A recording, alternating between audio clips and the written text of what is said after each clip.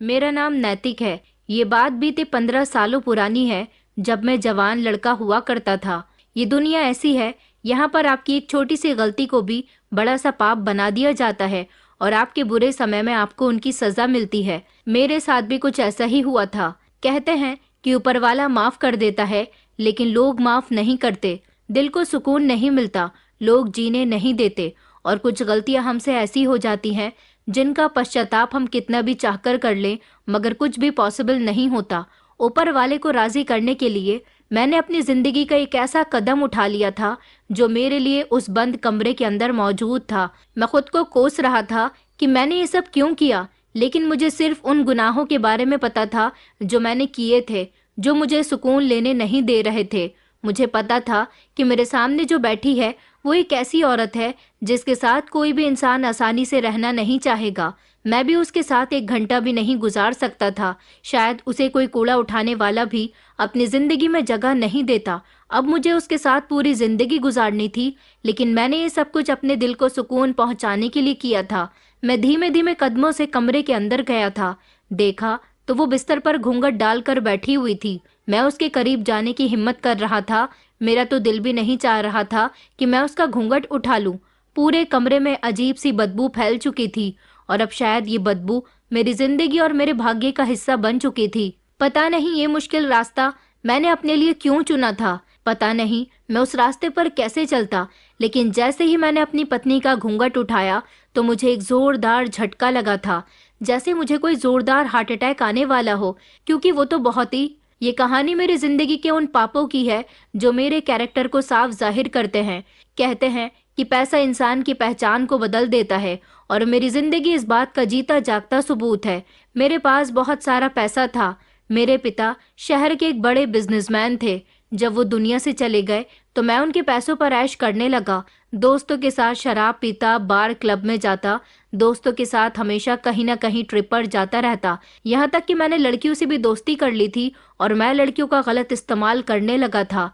मेरी इस दौलत ने मुझे घमंड और एटीट्यूड की दुनिया में धकेल दिया था, जहाँ ऐशो आराम ही सब कुछ लगता है। पहले पहले तो मुझे महंगी गाड़ियां रखने और कीमती कपड़े पहनने का बहुत शौक था, लेकिन फिर धीरे धीरे अपनी डिमांड्स के हाथों में मजबूर हो गया।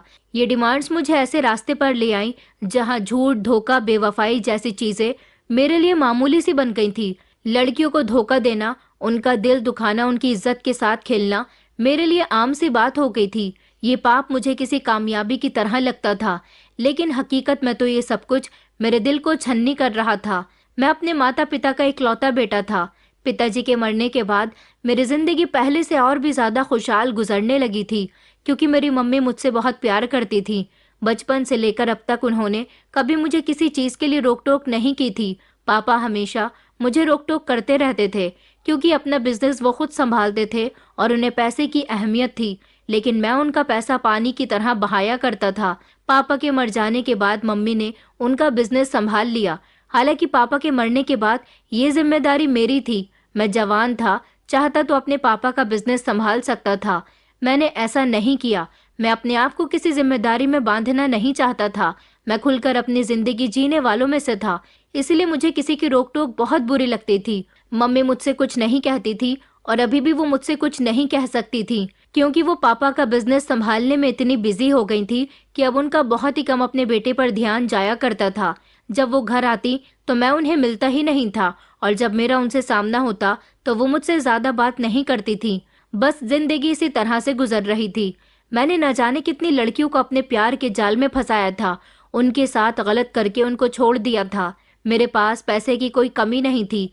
मैं पैसों से भी शरीर की हवस पूरी कर लिया करता था, लेकिन कुछ ऐसी लड़कियां होती थी जो मुझे पसंद आ जाती थी तो मैं उनको अपने प्यार के जाल में फंसा लिया करता था, और जो मेरी बातों में नहीं आती थी फिर मजबूरन मुझे उनको उनके साथ जबरदस्ती करनी पड़ती थी, जिसकी वजह से मैं कई बार जेल तक पहुंच चुका था। लेकिन पैसे की ताकत इतनी होती है कि वो आरोपी को सही और सही इंसान को आरोपी साबित कर सकता है। हर बार मुझे मेरी मम्मी बचा लिया करती थी। वो हर बार मुझे वार्न किया करती थी कि आगे मैं तुम्हें नहीं बचाऊंगी, लेकिन वो मेरी माँ थी, मुझे तकलीफ में कैसे देख सकती थी, इसलिए मजबूरन मुझे जेल से छुड़ाकर ले ही आती थी। मेरी जिंदगी बहुत मस्त गुजर रही थी, मुझे किसी चीज की टेंशन नहीं थी। लेकिन एक रात मेरी जिंदगी में ऐसी आई थी जिसने मुझे अंदर तक झंझोड़ कर रख दिया था। वो लम्हा मेरी जिंदगी का एक ऐसा लम्हा था जिसमें मैं अपनी जिंदगी की गहराई में खो चुका था। मेरी मुलाकात सोनिया नाम की एक लड़की से हुई थी। मैं जिस कैफे में गया हुआ था वहां पर सोनिया अपने कॉलेज के कुछ फ्रेंड्स के साथ एंजॉय करने के लिए आई थी। वो मेरे ही सामने वाली टेबल पर बैठी हुई थी। मुझे वो बहुत सुंदर और प्यारी लगी थी। मेरा उस पर दिल आ गया था और हर बार मेरा जिस भी लड़की पर दिल आ जाता था मैं उसे इस्तेमाल किए बिना छोड़ता नहीं था। इसलिए मैंने सोनिया को जैसे तैसे अपने प्यार की जाल में फंसाने की कोशिश की। वो बड़ी ही सीरियस किस्म की लड़की थी। बड़ी मुश्किल से मैंने उसे पटाया था। हाँ, मगर वो मेरी दीवानी हो चुकी थी। फिर वक्त आ गया था कि उसे इस्तेमाल किया जाए। इसलिए मैंने उसके साथ अकेले में एक डेट रखी थी। हालांकि वो मुझसे अकेले मिलने में बहुत डर रही थी, लेकिन प्यार में पड़ जाने वाली लड़कियां अक्सर बेवकूफ़ी दिखाती हैं और लड़कों की बात आसानी से मान लेती हैं। मेरे बुलाने पर सोनिया मुझसे मिलने के लिए आ गई थी, मगर वहां मैंने उसके साथ वो किया जिसकी उसे उम्मीद भी नहीं थी। और सुबह होते ही मैं उसे छोड़कर चला गया था। उसके बाद मैंने अपना वो नंबर ही बंद कर दिया था जिस नंबर से मैं उससे बात किया करता था, और ना ही कभी मैंने उससे दोबारा मिलने की कोशिश की। सोनिया एक ऐसी लड़की थी जिसके साथ ये सब कुछ करने में मुझे काफी समय लग गया था, लगभग 6 महीने का समय। वरना ज्यादातर लड़कियां 1 या 2 महीने में ही मेरे दिल से उतर जाती थी। सोनिया के साथ वक्त गुजारने के लिए मुझे इतना समय लग गया, लेकिन उसकी खूबसूरती ने मुझे उसका दीवाना कर दिया था। उसके साथ ये सब कुछ करने के लिए ना जाने मैंने क्या क्या किया। वो मुझसे बहुत अट्रैक्ट हो गई थी। शायद वो मुझसे मोहब्बत करने लगी थी, लेकिन मेरे दिल में उसके लिए मोहब्बत जैसा कुछ भी नहीं था। मेरी जिंदगी में वही नहीं बल्कि ना जाने कितनी लड़कियां आ चुकी थी, इसलिए मुझे किसी भी लड़की से मोहब्बत नहीं हुई थी। मगर सोनिया एक ऐसी लड़की थी जो इस सब को बहुत सीरियस ले गई थी। उसने जब मुझसे बात करने की कोशिश की तो मैंने उससे बात नहीं की, पर मैंने उससे दूरी बना ली थी। वो समझ गई थी कि मैं उसके साथ बेवफाई कर चुका हूँ। उसने मुझे हर जगह तलाश किया, मगर मैं उसे कहीं भी नहीं मिला, क्योंकि मैं हर बार हर लड़की से अपनी पहचान बदलकर मिला करता था और अपना नाम भी बदल लिया करता था। इसलिए मैं किसी भी लड़की के लिए एक जैसा नहीं था। काफी वक्त ऐसे ही गुजर गया था। आखिरकार एक दिन मेरा सामना सोनिया से ही हो गया। उसने फौरन ही मुझे सबके सामने गिरेबान से पकड़ लिया और वह शोर मचाने लगी, कहने लगी कि मैं तुमसे बहुत मोहब्बत करती थी। तुमने मेरे साथ ये सब क्यों किया? तुमने मेरे साथ मोहब्बत का खेल खेला और उसके बाद मेरा इस्तेमाल करके मुझे छोड़ दिया। बताओ तुमने मेरे साथ ऐसा क्यों किया? मैं पुलिस में तुम्हारे खिलाफ कंप्लेंट करवाऊंगी, तुम्हें सजा दिलवाऊंगी। मैंने सबके सामने उसे जोर से धक्का दिया और कहा कि तुम्हें हिम्मत कैसे हुई मुझे हाथ लगाने की? तुम्हारी इतनी औकात नहीं कि तुम मुझे हाथ लगाओ। आखिर तुम हो कौन? एक मामूली सी लड़की। तुम मेरा सामना करोगी? मैं इस शहर के सबसे बड़े बिजनेसमैन का बेटा हूँ। मेरे पास बहुत पैसा है। तुम्हारे जैसी न जाने कितनी लड़कियां मेरे इर्द गिर्द घूमती रहती हैं। आइंदा मेरे सामने आने की कोशिश भी मत करना, वरना बहुत ही पछताओगी। मेरी उस धमकी और मेरी बेवफाई को सोनिया ने अपने दिल से इस तरह लगा लिया था कि अगले ही दिन मुझे उसकी मौत की खबर मिली। पता चला कि उसने सुसाइड कर ली है। सोनिया की फैमिली में तो कोई नहीं था। वो एक स्टूडेंट थी और अपनी छोटी बहन के साथ एक फ्लैट में रहती थी। जब मुझे सोनिया की मौत के बारे में पता चला तो मेरे दिल पर एक गहरा सदमा पहुंचा था। सोनिया ऐसी लड़की थी जिसके साथ मेरा दोबारा से टकराव हुआ था, वरना किसी भी लड़की से दूर जाने के बाद मेरी उस लड़की से मुलाकात दोबारा नहीं होती थी। मुझे सोनिया की मौत का बेहद अफसोस था और सबसे ज्यादा अफसोस इस बात का था कि उसकी मौत की वजह मैं हूँ। उस रात मुझे नींद नहीं आई थी, मगर मेरी आंख लग भी जाती तो सोनिया मेरे सपने में आ जाती थी और बस यही कहती थी कि मैं तुमसे बदला जरूर लूंगी। तुमने मेरे साथ बहुत गलत किया। मेरी मौत तुम्हारी वजह से हुई है।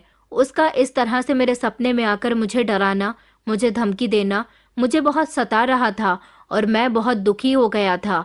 मुझे अपनी गलती का एहसास होने लगा था। पाप का ये बोझ मेरे दिल पर धीरे धीरे बढ़ने लगा था।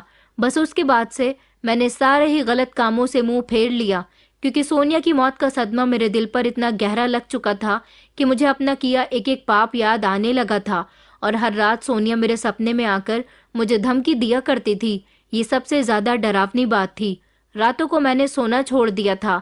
मेरी जिंदगी से धीरे धीरे सुकून खत्म होने लगा था और मैं डिप्रेशन का शिकार होने लगा था।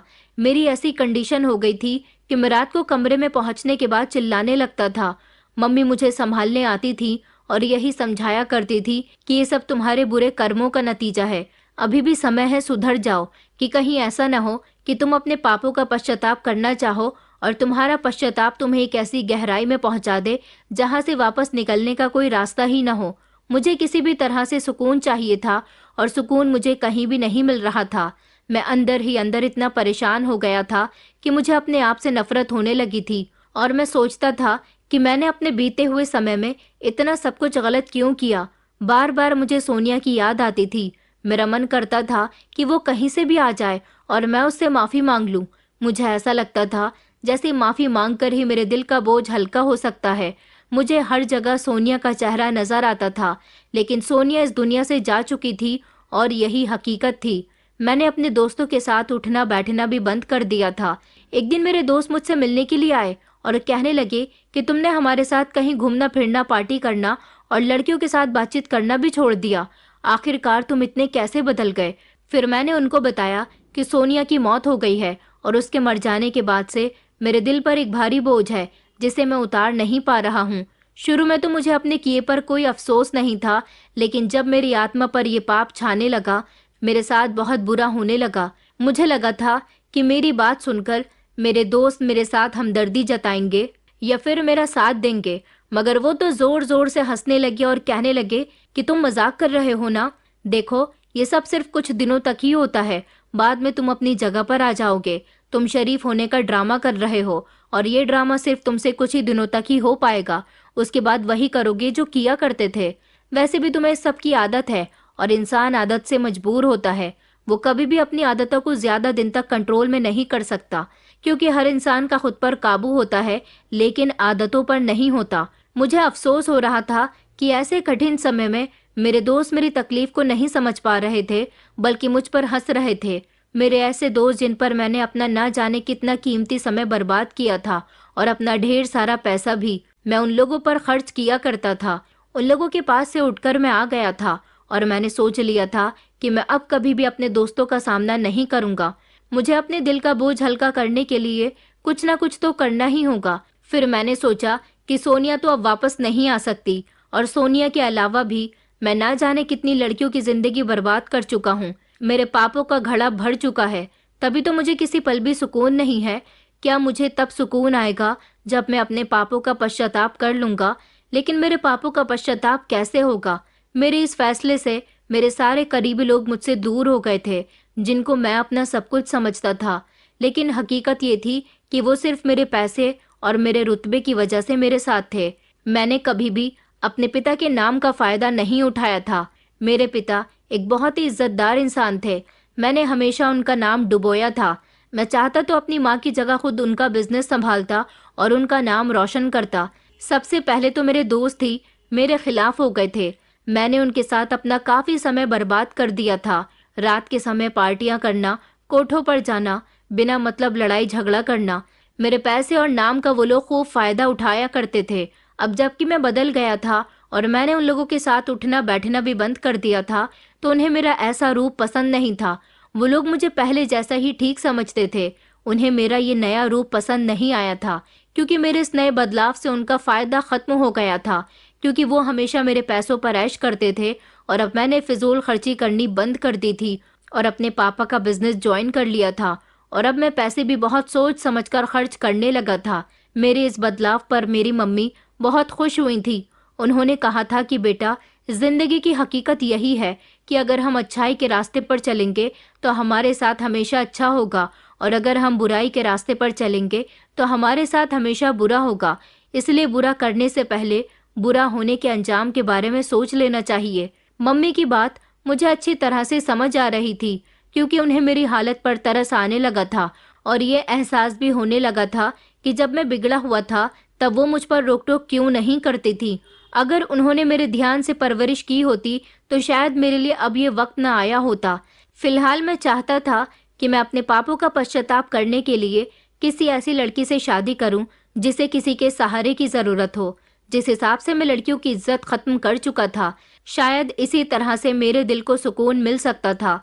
दुनिया की सारी लड़कियों की मदद तो मैं नहीं कर सकता था, लेकिन कोई एक ऐसी लड़की जो बेहद जरूरतमंद हो, जिसके साथ बंधन में बंध जाने पर मेरे सारे पाप धुल जाएं। इसलिए मुझे किसी ऐसी ही लड़की की तलाश थी। लेकिन मैं ऐसी लड़की को कहाँ तलाश करता, मेरी कुछ समझ नहीं आ रहा था। मैंने अपनी मम्मी से भी बोल दिया था कि मुझे शादी करनी है, और मैंने पहले जो कुछ भी किया है उस सब से छुटकारा पाकर अपने दिल को तसल्ली दिलानी है। ऐसी ज़रूरतमंद लड़की कहाँ मिलेगी?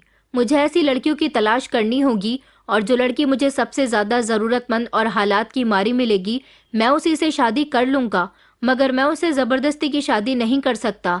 ऐसी लड़की से शादी मेरी तभी होगी जब वो अपनी मर्जी से मुझे एक्सेप्ट करेगी। मैंने सोचा कि मुझे ऊपर वाले पर भरोसा रखना चाहिए, और जिस अच्छे काम के बारे में मैं सोच रहा हूँ इसकी शुरुआत मुझे कर देनी चाहिए। इसलिए अब मैं ऑफिस जाते समय और वहां से आते समय रास्ते में नजर रखता हुआ आता था कि कहीं तो मुझे कोई ऐसी लड़की मिल जाए। यह रास्ता आसान नहीं था, लेकिन मैं इस काम को अंजाम देने के लिए अपनी नई जिंदगी की तरफ बढ़ रहा था। मैंने अपनी मम्मी से भी कहा था कि मेरे लिए ऐसी लड़कियों को तलाश करो जो सबसे ज्यादा गरीब हों, सबसे ज्यादा जरूरतमंद हों, जिसके साथ मैं अपनी गलतियों को सुधार सकूं। मम्मी कहने लगी कि बेटा ठीक है, मैं ध्यान रखूंगी। अब मम्मी घर में रहने लगी थी और मैं ऑफिस जाकर काम संभालने लगा था। न जाने क्यों अब मुझे ऑफिस जाकर काम करने पर एक अजीब सा सुकून मिलता था। ऐसा लगता था जैसे मेरे पापा मेरे आसपास हैं और मुझे देखकर मुस्कुरा रहे हैं। लेकिन रातों की वो बेचैनी अभी भी खत्म नहीं हुई थी। मैं रातों को रोया करता था और सोनिया की आत्मा से माफी मांगता था। फिलहाल मेरी जिंदगी का रूटीन बदल चुका था। मैंने अपने आप को काफी हद तक बिजी कर लिया। आते जाते मेरी जरूरतमंद लड़कियों पर नजर रहती थी, मगर कोई भी लड़की मुझे ऐसी नहीं मिली थी जो मेरे दिल को ज्यादा भा जाए और जिसकी मदद करने के लिए मेरा दिल अंदर से पुकारे। एक दिन मेरी नजर अपने ही घर के पास टहलती एक खूबसूरत और जवान लड़की पर गई। इस लड़की के कपड़े फटे पुराने थे और ये जगह जगह खड़े होकर आते जाते लोगों से भीख मांग रही थी। वो मुश्किल से 21 या 22 साल की होगी, लेकिन उसकी हालत इतनी खराब थी कि उसे देखकर मुझे घिन महसूस हो रही थी। उसके बाल उलझे हुए और गंदे थे, जैसे महीनों से धोए न हो। उसने फटे हुए कपड़े पहन रखे थे जो जगह जगह से गंदे और मैले हो रहे थे। उसके पैर में चप्पल तो थी, लेकिन उसका असली रंग पहचानना मुश्किल हो रहा था। उसके पैर भी काले हो चुके थे, जैसे वो सड़कों पर दिन रात चलती रहती हो। उसके चेहरे पर थकन और गरीबी साफ नजर आ रही थी, लेकिन इस सब के बावजूद अगर गौर से देखा जाता तो उसके चेहरे की बनावट बहुत ही सुंदर थी। मेरा दिल नहीं माना। मैं उसकी हालत पर गौर करता रहा। वो हर आते जाते इंसान के आगे हाथ फैला रही थी और अक्सर लोग उसे इग्नोर कर देते। कोई उसे सख्ती से धुतकार रहा था तो कोई उसकी तरफ देखे बिना ही आगे बढ़ जाता। मुझे याद आया कि क्या यही वो लड़की तो नहीं जिसको मैं काफी समय से तलाश कर रहा हूँ? क्या यही वो लड़की तो नहीं जो मेरे पापों का पश्चाताप बन सकती है? इसे सच में मेरी मदद की जरूरत है। मेरे दिल में ख्याल आया कि शायद यही वो वक्त है जिसका मुझे इंतजार था। ये लड़की मेरी मदद कर सकती है, लेकिन मैं इससे कैसे बात करूं? क्या वो मुझे समझ पाएगी? क्या वो मेरी मदद एक्सेप्ट करेगी? ये सवाल मेरे दिमाग में घूम रहे थे, लेकिन मैंने फैसला कर लिया था कि मैं उस लड़की के बारे में और ज्यादा जानकारी निकालने की कोशिश करूंगा। मैं उसी समय गाड़ी से बाहर निकला और उसको मैंने अपनी जेब से निकालकर कुछ पैसे दिए। वो पैसे देखकर ऐसे खुश हो रही थी जैसे न जाने कब से उसने पैसों की शक्ल नहीं देखी थी। उसने मुझसे कुछ नहीं कहा, वो हंसते हुए आगे बढ़ गई थी। अगले दिन फिर से मैंने उस लड़की को अपने घर के आगे टहलते हुए देखा और फिर से मैंने उसे पैसे दिए, लेकिन वो लड़की बस खामोश खामोश थी। मेरे दिमाग में अजीब सी कंफ्यूजन चल रही थी। मैं इस लड़की को लगातार देखता रहता था। उसकी हालत मेरी आंखों के सामने घूमती रहती थी। एक दिन मैंने उस लड़की से बात करने का फैसला कर ही लिया। जब मैं अपने घर में मौजूद था और वो अचानक ही हमारे घर के गेट पर भीख मांगने के लिए आ गई थी। शायद वो मुझे पहचान गई थी और ये भी समझ गई थी कि ये मेरा घर है। मैं उसे हर बार पैसे दे दिया करता था, इसलिए वो ज्यादातर मेरे घर के गेट पर आने लगी थी। मैंने माँ को उस लड़की के बारे में बताया और कहा कि मैं इस लड़की से शादी करना चाहता हूँ। मम्मी मेरी बात सुनकर कहने लगी कि बेटा, तुम पागल हो गए हो क्या? इस लड़की से तुम शादी करोगे? तुम बदल गए हो, ये बात ठीक है, लेकिन समाज में हमारी कोई इज्जत है। हमारे रिश्तेदार हैं, हमारे दोस्त हैं, मिलने वाले हैं। वो लोग क्या कहेंगे कि मैंने तुम्हारी शादी एक भिखारन लड़की से करवा दी? और तुम्हें नहीं पता कि ये लड़की भीख मांगने के साथ साथ गूंगी भी है, ये बोल नहीं सकती। मम्मी की बात सुनकर मुझे हैरानी हुई थी। ये बात तो मुझे पता ही नहीं थी कि वो बोल नहीं सकती। मैंने दिल में ठान लिया था कि अब तो मैं इसी लड़की से शादी करके रहूंगा, क्योंकि ये बेचारी बोल भी नहीं सकती और गरीब भी है। शायद इसका इस दुनिया में कोई नहीं है, तभी तो ये हमेशा मुझे अकेली ही मिलती है। मैं इससे शादी करूंगा, इसे सहारा दूंगा, अपना नाम दूंगा, इससे अपने दिल का भी हाल बयान कर लूंगा। मेरी हालत के बारे में सुनने के बाद शायद ये किसी को कुछ ना बता सके। मैंने इस लड़की से शादी करना अपनी जिंदगी का असल मकसद बना लिया था और सोच लिया था कि कुछ भी हो जाए मैं इससे शादी करके इसकी मदद करूंगा। शायद ये मेरी जिंदगी में शामिल हो जाएगी तो ऊपर वाला और सोनिया दोनों ही मुझे माफ कर दें। इससे अच्छा ऑप्शन और क्या हो सकता है। मैंने अपनी माँ से जिद की कि अब मैं इससे ही शादी करूंगा। मम्मी मेरी शादी के लिए राजी नहीं हो रही थी।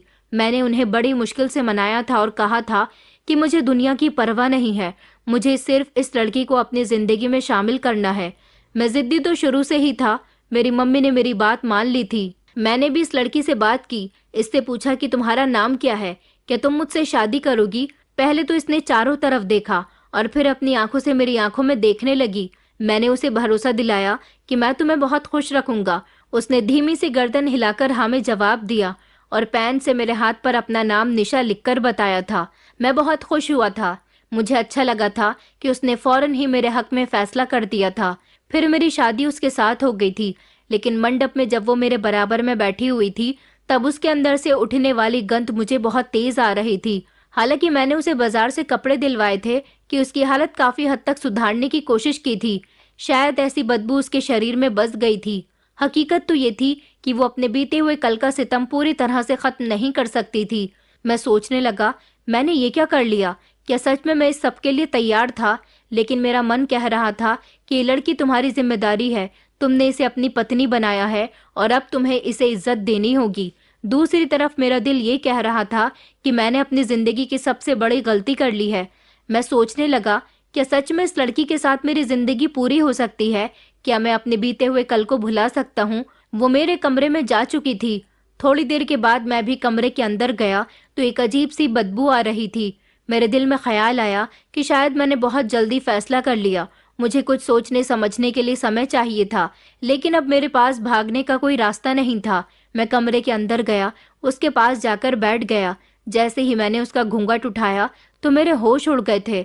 ये वो लड़की नहीं थी जिसको मैंने देखा था, बल्कि ये तो कोई परी लग रही थी। ये इतनी सुंदर थी कि मुझे अपनी आंखों पर विश्वास नहीं हो रहा था।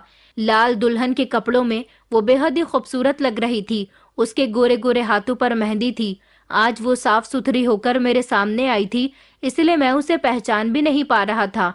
उसका असली रूप आज मेरी आंखों के सामने था। दुनिया की थकन और रुसवाई ने उसे मेला कर दिया था। वो मेरी तरफ बड़ी अजीब नजरों से देख रही थी। उसे देखकर न जाने क्यों मेरी आंखों में आंसू आ गए थे। मेरी हिम्मत नहीं हो रही थी कि मैं उसे हाथ लगाऊं। ऐसा लगता था जैसे अगर मैंने अपना हाथ उस पर लगा दिया तो ये मेली हो जाएगी। वो लगातार मुझे देख रही थी। उसने मेरे हाथ पर अपना हाथ रख दिया, मगर मैं उसे हाथ नहीं लगाना चाहता था।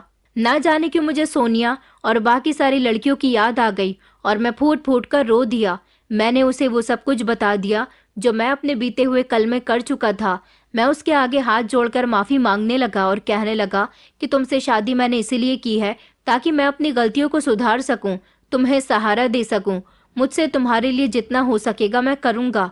मेरी जिंदगी में सोनिया नाम की एक लड़की आई थी। जिस दिन से उसने आत्महत्या की है उस दिन से ही मुझे एक पल सुकून नहीं मिल रहा। तुमसे नजर मिलाने के मैं काबिल नहीं हूँ। तुम्हारे आगे मैं अपने दिल का हाल इसीलिए बयां कर रहा हूँ क्योंकि तुम मेरी हालत को सुन सकती हो मगर किसी से कह नहीं सकती। सारी रात मैं उसे अपने दुख तकलीफ के बारे में बताता रहा था और वो खामोशी से आंखें फाड़कर मुझे देखती रही। दिन निकला तो मेरी आंखें रोते रोते सूज चुकी थी। मैं अपनी पत्नी के लिए अपने हाथ से नाश्ता बनाकर लाया था। वो तैयार होकर बहुत सुंदर लग रही थी। मैं ना तो उसके करीब जाता था और ना ही उसे गौर से देखता था। न जाने क्यों मेरा मन उसके करीब होने के लिए तैयार नहीं हो रहा था। वो धीरे धीरे मेरे करीब आ भी जाती थी मगर मैं उसे दूर कर दिया करता था। शायद मैं उसके साथ गलत कर रहा था। मैं ऑफिस जाता तो बार बार अपनी माँ से उसके बारे में पूछता रहता था। नौकरों से भी कह दिया था कि वो उसका ख्याल रखें, मगर जब मैं घर आया तो मम्मी ने मुझे एक बड़ी ही अजीब बात बताई थी। मम्मी ने कहा कि बेटा, तुम्हारी पत्नी कभी कभी बहुत अजीब हरकत करती है। एक दो बार लगता है जैसे तुम्हारी पत्नी किसी से बात कर रही है। मैंने कहा माँ, वो बात कैसे कर सकती है, शायद आपको वहम हुआ होगा। मम्मी कहने लगी कि अच्छा ठीक है बेटा, लेकिन तुम्हारी पत्नी मेरे पास नहीं बैठती, मुझसे बात नहीं करती। मैंने मम्मी से कहा कि मम्मी, वो आपके पास बैठकर क्या करेगी? दो इंसान जब एक दूसरे के साथ बैठते हैं तो आपस में बातें करते हैं, मगर वो तो बात ही नहीं कर सकती। मम्मी कहने लगी कि अच्छा ठीक है। मैंने जैसे तैसे मम्मी को तो समझा दिया था। मैं निशा का ख्याल रखने की हर तरह से कोशिश करता था, मगर मैं उससे दूर रहता था, उसकी बेहद इज्जत किया करता था। लेकिन रात को जब मैं सोने के लिए बिस्तर पर लेटता और मेरी आंखें बंद होती तो मुझे फिर से वही बेचैनी सताने लगती थी। मेरे सपने में सोनिया आया करती थी। मैं घबराकर उठकर बैठ जाता था। निशा समझ नहीं पाती थी कि मुझे क्या हो रहा है, और फिर मैं रो रो कर उसे अपनी पुरानी गलतियों के बारे में बताया करता था। निशा का कोई रिएक्शन नहीं होता था, बस वो आंखें फाड़ फाड़ कर मुझे देखती रहती थी। मगर अजीब बात ये थी कि वो मुझे तसल्ली नहीं देती थी। हमारे घर में आने के बाद उसके रंग ढंग बहुत बदल गए थे।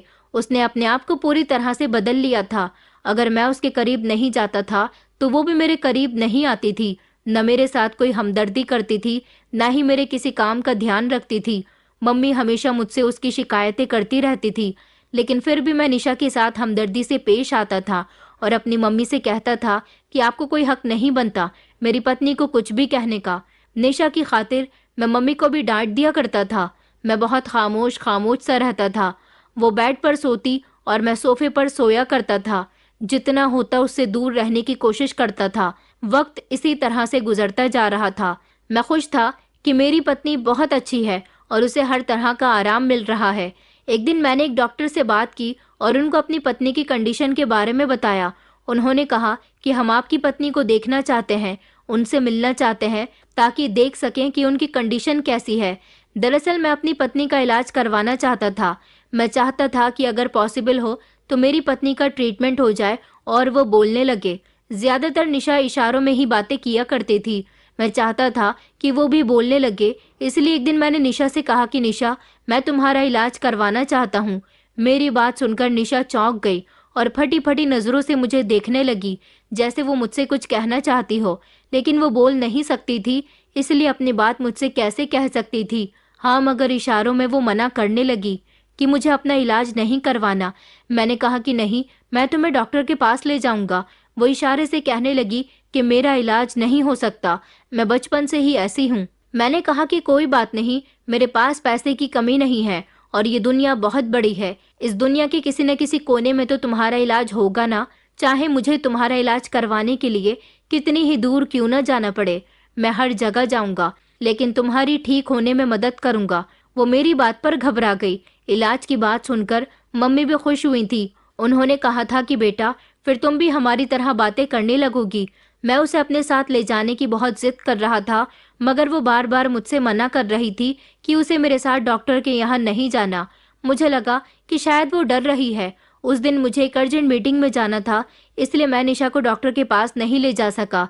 अगले दिन फिर से मैंने निशा से कहा कि चलो, मैं तुम्हें डॉक्टर के यहाँ लेकर चलता हूँ, तो उसने फिर से इनकार कर दिया। मैंने उसके बाद उससे कोई जोर जबरदस्ती नहीं की, लेकिन ना जाने क्यों मेरे दिल में ये कमी रहती थी कि मुझे निशा को समझाना चाहिए। इसलिए मैं उसे समझाने के लिए बैठ गया था। मैंने उससे कहा कि देखो, इस दुनिया में अब कोई भी इलाज इम्पॉसिबल नहीं है। मैं एक बार कोशिश करके तो देख सकता हूँ ना कि तुम्हारी आवाज वापस आ सकती है या नहीं। लेकिन अभी भी लगातार निशा गर्दन हिलाकर मना कर रही थी। मैंने कहा चलो तो फिर ठीक है, तुम्हारी मर्जी, मैं तुम्हारे साथ जबरदस्ती नहीं करूंगा, और मैं उसके पास से उठकर चला गया था। वो मुझे देखती रह गई थी। अगले दिन सोनिया की तबीयत बहुत खराब हो गई थी। मुझे पता चला कि उसकी तबीयत खराब है तो मैं पागल हो गया और फौरन ही उसे अस्पताल लेकर गया था। उसे मलेरिया हो गया था और डॉक्टर ने उसे आराम करने के लिए बताया था, ज्यादा से ज्यादा उसका ख्याल रखने के लिए बताया था। मैं अस्पताल में सारी रात उसके लिए जागता रहा था, उसका ख्याल रखता रहा, उसे किसी चीज की कमी न हो इसलिए उसके पास रहा। निशा की तबीयत ठीक नहीं थी। जब उसकी कुछ तबीयत बेहतर हुई तो उसने आंखें खोल कर देखा। मैं उसके करीब ही बैठा हुआ था। मैंने निशा से घबराकर उसकी तबीयत पूछी तो आने वाले लम्हों ने मेरे पैरों तले से जमीन निकाल दी थी, क्योंकि निशा ने मेरी बात का जवाब इस बार इशारों में नहीं बल्कि आवाज में दिया था, और उसकी आवाज बेहद बारीक और सुंदर थी, लेकिन वो बोल सकती थी, इस बात पर मुझे हैरानी हो रही थी। मैं उसे चौंक कर देखने लगा। मुझे तो यकीन ही नहीं हो रहा था कि क्या सच में उसने मुझे अपनी आवाज में जवाब दिया था कि मैं ठीक हूँ। ये सुनकर मैं चौंक गया था। मैंने कहा, निशा तुम बोल सकती हो। वो खामोश हो गई और फिर से उसने मेरी बात का जवाब, जी मैं बोल सकती हूँ, में दिया। तो मैंने उससे कहा, तो फिर तुम गूंगी बनने की एक्टिंग क्यों करती रही? मैंने उससे कांपते हुए शब्दों में कहा। उसकी आंखों में अचानक आंसू आ गए और वो कहने लगी कि जी मैं गूंगी बनने की एक्टिंग कर रही थी और मैं कोई भीख मांगने वाली लड़की भी नहीं हूँ। मैंने उसकी तरफ देखा और कहा, क्या तुम सच कह रही हो? वो कहने लगी, जो मैं कह रही हूँ वो बिल्कुल सच है। मैंने कहा, तुमने ये सब कुछ क्यों किया? कौन हो तुम? तुम भीख मांगने वाली भी लड़की नहीं हो और गूंगी भी नहीं हो, बोल सकती हो। तो फिर क्या है तुम्हारी पहचान? वो कहने लगी कि मैं सोनिया की बहन हूँ, वही सोनिया जिसने आपके खातिर आत्महत्या कर ली थी। उसकी बात पर मैं घबरा गया था। उसने कहा कि मेरा इस दुनिया में मेरी बड़ी बहन सोनिया के अलावा कोई भी नहीं था। हम दोनों हमेशा एक साथ रहते थे। मेरी बहन सोनिया को तुमसे प्यार हो गया। वो बहुत खुश रहने लगी थी। हमेशा दिन रात उठते बैठते सोते जागते तुम्हारी ही बातें करती रहती थी। लेकिन जब तुमने उसे इस्तेमाल किया और उसे धोखा दिया तो वो हमेशा तुम्हारी तलाश करती रहती थी। फिर एक दिन उसे पता चला कि तुमने उसके साथ बेवफाई की है। उस बेचारी ने पंखे से लटककर अपनी जान दे दी। तब से मैं अकेली रह गई। मैंने सोच लिया था कि मैं अपनी बहन की मौत का बदला जरूर लेकर रहूंगी। मेरी बहन जब तुमसे आखिरी बार मिलकर आई थी और तुमने उसको बेइज्जत किया था तो उसने मुझे बताया था कि तुम बहुत घमंडी और बिगड़े हुए अमीर बाप के बेटे हो। तुमने उससे मोहब्बत नहीं की, सिर्फ उसका इस्तेमाल किया। इसलिए मेरी बहन का दिल टूट गया था और तुम उसे कभी अपनाना नहीं चाहते थे, इसलिए उसने अपनी जान दे दी। मैंने अपनी बहन का फोन चेक किया जिसमें उसके तुम्हारे साथ ज्यादा फोटो तो नहीं थे। हाँ, मगर एक फोटो था जिसे देख देख कर वो हमेशा तुम्हें याद करती रहती थी। मेरे पास तुम्हारे फोटो के अलावा तुम्हारी और कोई भी जानकारी नहीं थी, इसलिए मैंने तुम्हारे बारे में जानकारी इकट्ठी की, तुम्हें तलाश किया और फिर एक गरीब भीख मांगने वाली बनकर तुम्हारे घर के इर्द गिर्द टहलती रही। मुझे पता चल गया था कि तुम्हारी जिन लड़कियों पर नजर पड़ जाती है तुम उनको किसी भी हालत में हासिल करके रहते हो। मैं जानती थी कि मुझ पर भी तुम्हारी नजर जरूर पड़ेगी, मगर जैसा मेरी बहन ने मुझे तुम्हारे बारे में बताया था और जैसा मैंने तुम्हारे बारे में सोचा था तुम उस सब से बिल्कुल अलग हो। मैंने सोचा था कि मैं बहाने से तुम्हारे घर में घुसूंगी, तुम्हें और तुम्हारे परिवार को बर्बाद करूंगी, लेकिन तुमने मुझे ऐसा करने का मौका ही नहीं दिया। तुमने खुद मेरे आगे शादी का ऑफर पेश कर दिया। मैं नहीं जानती थी कि तुम्हें मेरी हकीकत के बारे में पता चल गया है या फिर तुम खुद ही एक गरीब लड़की से शादी करना चाहते हो और फिर तुम्हारा इतना नरम और मीठा लहजा, मेरे साथ इतनी इज्जत से पेश आना, मेरे साथ शादी करना, ये जानकर भी कि मैं एक गरीब और गूंगी लड़की हूँ। तुम्हारी ये सारी हरकतें मेरे दिल को छू गईं। मुझे ऐसा लगने लगा कि जिस इंसान के लिए मेरी बहन ने आत्महत्या की है ये वो इंसान नहीं है, बल्कि मेरी बहन गलतफहमी में अपनी जान की बाजी हार गई। जिस लड़की से मेरी बहन प्यार करती थी तुम वो नहीं हो, तुम तो बिल्कुल ही अलग हो। मैं तो यहाँ अपनी बहन की मौत का बदला लेने के लिए आई थी, मगर जब मैंने तुम्हारा बर्ताव देखा तो मैं पूरी तरह से शॉक्ड रह गई। तुम्हारी माँ को भी मैंने तंग करने की बहुत कोशिश की, लेकिन तुमने उनको भी बोल दिया कि खामोशी से सब कुछ बर्दाश्त करें, और तुम्हें ये पता है कि मैं गूंगी हूँ, फिर भी तुम मेरा इलाज करवाना चाहते थे। तुम्हारे दिल में मेरी अहमियत बढ़ गई। तुम्हारी मोहब्बत, तुम्हारा ध्यान, तुम्हारी हर एक चीज ने मेरे दिल में गहराई कर ली है। मैं अपनी बहन की मौत का बदला भूलकर तुम्हारी मोहब्बत में डूब गई। मैंने सोचा था कि मेरी तुम्हारे साथ शादी हो जाएगी तो मैं तुमसे चुन चुनकर अपनी बहन की मौत का बदला लूंगी, तुम्हारे करीब नहीं जाऊंगी, औरत की इज्जत करना क्या होता है तुम्हें सिखा दूंगी। मगर तुम तो खुद ही मेरे करीब नहीं आते थे, मुझसे नजर झुकाकर बात करते थे, मेरी बहन की मौत के लिए शर्मिंदा रहते थे। जो गलतियां तुमने की हैं उनकी माफिया मुझसे मांगते रहते थे, तो फिर मैं तुमसे क्या बदला लेती? आज मैं तुम्हें अपनी हकीकत इसलिए बता रही हूँ क्योंकि मुझे तुम्हारी मोहब्बत का एहसास हो गया। क्या तुम वही इंसान हो जिसने मेरी बहन के साथ गलत किया था? मैं शर्मिंदा होकर खड़ा हुआ था। मैंने कहा कि हाँ, मैं वही इंसान हूँ। मैं अपने आप को बहुत बुरा इंसान समझता हूँ। मुझे अपने आप से घिन महसूस होती है। सोनिया की मौत के बाद मुझे एहसास हुआ था कि मैंने उसके साथ कितना गलत किया। उसकी मौत के बाद मैं काफी संभल गया था। मैंने अपने आप को सुधारने की बहुत कोशिश की, तभी मैंने तुमसे शादी की ताकि मैं अपने पापों का पश्चाताप इसी तरह से कर सकूं। मैं हर तरह से तुम्हारा ख्याल रखना चाहता था कि कोई ऐसी लड़की मेरी जिंदगी में आ जाए जिसे मैं सारी जिंदगी ख्याल रखता रहूं, उसकी ख्वाहिशें पूरी करता रहूं, तो शायद मेरे दिल से सोनिया का ख्याल निकल जाएगा। सोनिया की आत्मा मुझे माफ कर देगी। लेकिन वो अभी भी मेरे सपने में आती है और मेरे दिल को सुकून नहीं है। मैंने निशा के आगे हाथ जोड़ लिया और कहा कि मैं वाकई बहुत बुरा हूँ। मेरी वजह से तुम्हारी बहन इस दुनिया को छोड़कर चली गई। मेरी वजह से उसका दिल टूटा था। काश वो मेरे सामने आ जाए और मैं उससे माफी मांग लूं। निशा कहने लगी कि आपको पछतावा है, यही बहुत बड़ी बात है, वरना दुनिया में कुछ ऐसे भी लोग होते हैं जो गलती करने के बाद उसका पछतावा भी नहीं करते। जिन लोगों को पछतावा होता है वही लोग अपने पापों से मुक्त हो जाते हैं। वो इंसान कभी भी बुरा नहीं होता जो खुद को बुरा बताता है। आप ये समझ लीजिए कि मेरी बहन ने आपको माफ कर दिया और मैंने भी, क्योंकि जिस रूप में मैं आपको देख चुकी हूँ मेरे लिए वही काफी है। और उम्मीद है कि मेरी बहन ये देखकर खुश हो रही होगी कि आप संभल गए और सुधर गए हैं। मैं निशा के आगे हाथ जोड़कर फूट फूट कर रोने लगा था और अब मुझे यह एहसास हुआ था कि अगर हम अपनी गलतियों की माफी वक्त से पहले मांग ले तो शायद हमारा ज्यादा बड़ा नुकसान न हो। लेकिन वक्त निकलने के बाद भी अगर हम अपनी गलतियों को रियलाइज कर लेते हैं तो भी ऊपर वाला हमारी मदद करता है। निशा भले ही सोनिया की बहन थी, लेकिन निशा को देखकर मुझे यह एहसास हो गया था कि सोनिया ने मुझे माफ कर दिया है। वो उसकी बहन थी और अब मेरी पत्नी बन चुकी थी। मैंने उससे वादा किया था कि मैं सारी जिंदगी तुम्हारे साथ रहूंगा। निशा ने कहा था कि मैं भी आपके साथ रहना चाहती हूँ। मुझे आपसे मोहब्बत हो गई है। मेरी बहन की मोहब्बत कामयाब ना हो सकी तो क्या हुआ, मैं आपके साथ रहूंगी। मैं आज भी अपनी पत्नी का शुक्रगुजार हूँ जो मेरी जिंदगी में इस तरह शामिल हो गई और मुझे मेरे पापों से मुक्ति मिल गई।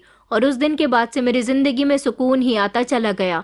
लेकिन कभी मैंने दोबारा वो पाप नहीं किया जो मैं अपनी बीती जिंदगी में कर चुका था। दोस्तों, उम्मीद करती हूँ आपको हमारी कहानी पसंद आई होगी। कहानी पसंद आई है तो वीडियो को लाइक करें, चैनल पर नए हैं तो चैनल को सब्सक्राइब करें और हाँ, नोटिफिकेशन बेल को जरूर दबाएं ताकि अगली अपडेट सबसे पहले आपको मिले।